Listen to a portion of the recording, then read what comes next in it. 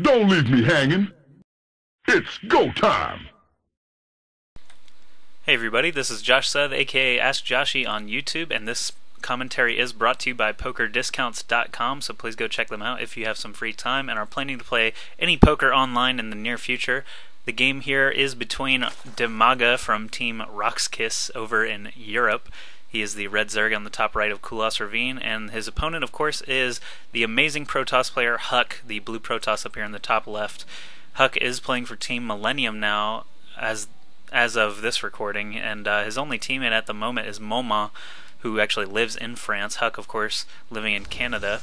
And Team Millennium only has 2 members at the moment, but HuK has, let it be known that they are looking for more excellent players in the future. So watch out for Team Millennium after release to have a big presence in all the tournaments and things like that. But this game is being played as part of the Go4 SC2 Cup, hosted by ESL over on the European server. It was played Wednesday, July something or others, 14th, I think.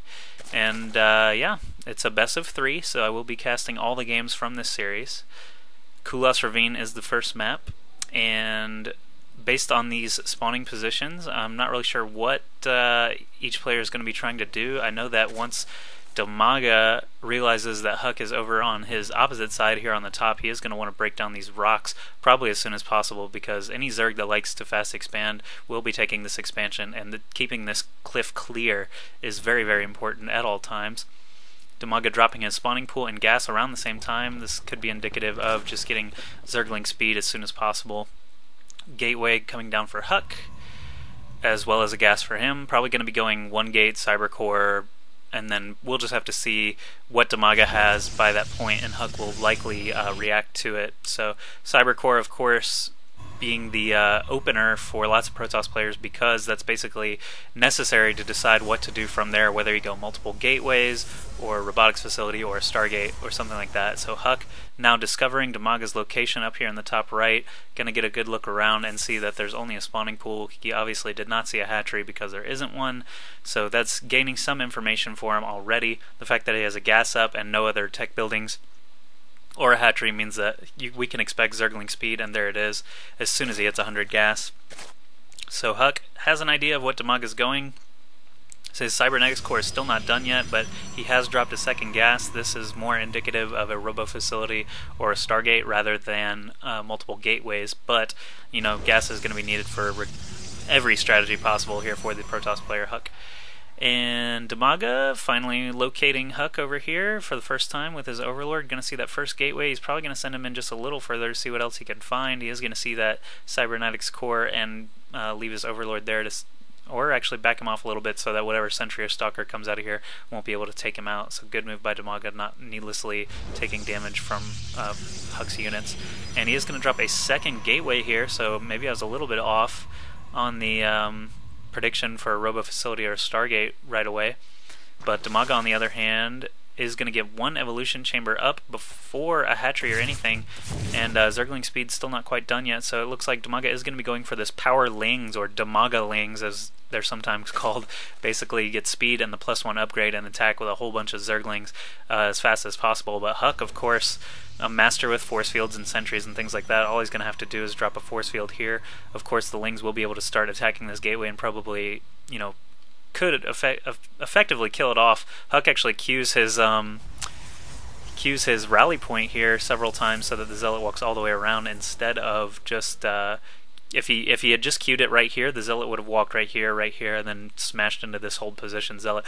HuK actually needs 2 Zealots here to hold position. There he goes. He's getting them in position now so that Zerglings can't just push him around, because if he spams Zerglings over on the other side enough, it will actually push these Zealots around. But HuK actually choosing to start break down these rocks instead of holding position at his choke, putting up that next pylon. DIMAGA sitting at the watchtower, making sure HuK isn't moving around too much.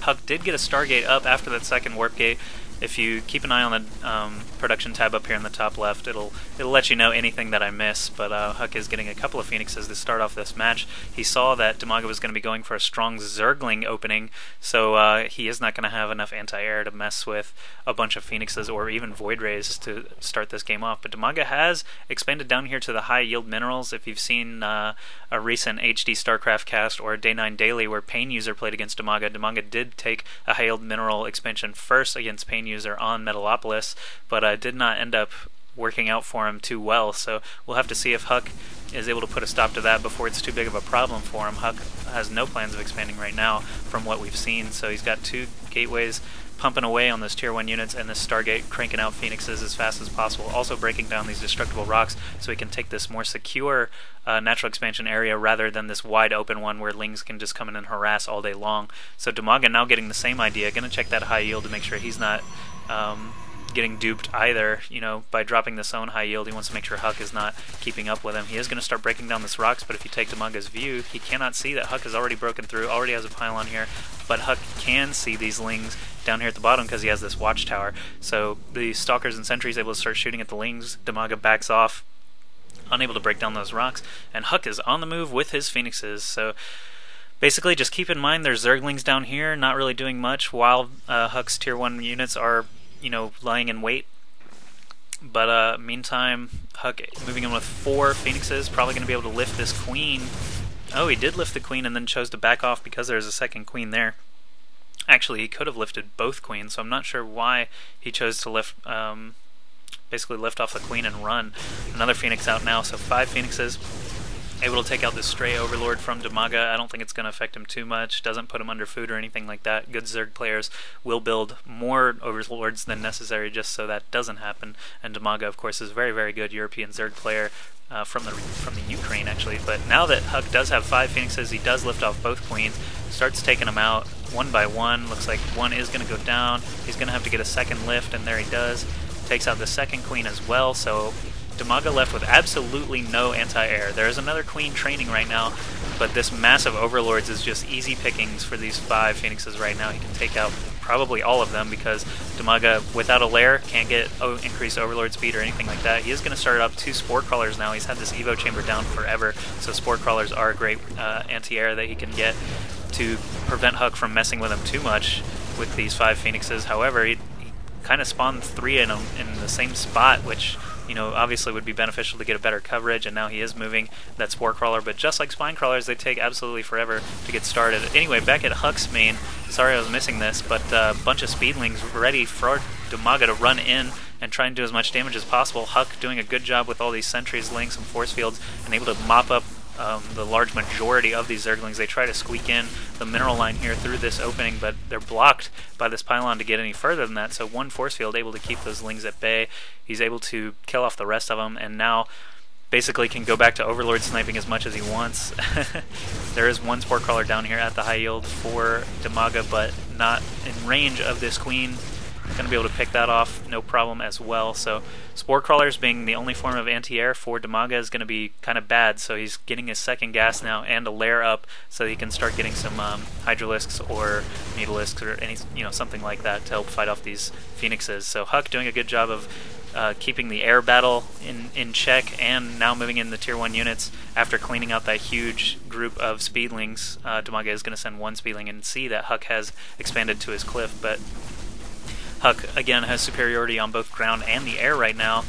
Speedling's able to pick off just a couple of tier 1 units who managed to get away from the rest of the group. He does have a couple of Spine Crawlers down here now to prevent too many tier 1 units from leaking in. Also trying to deal with all these Phoenixes at the same time. DIMAGA kind of on the back foot right now, unable to keep mining from this high yield. He's going to send even more Speedlings to try and mess with HuK while HuK continues to lift and annoy the heck out of these drones. But Hydralisk Den nearly done, 75% done. That will allow DIMAGA to at least build a few Hydralisks, keep them scattered around his main, and while the high yield was taken out by a bunch of tier 1 units.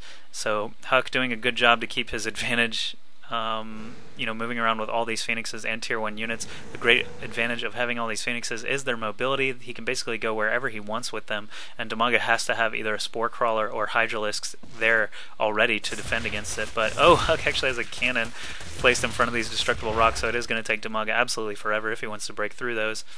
DIMAGA's spread and creep pretty good, actually. He's got almost his 2 bases completely connected here. If he actually, I shouldn't say 2 bases anymore, but DIMAGA running off of 1 base, trying to drop a second hatchery here at his natural. Obviously, it's a lot more open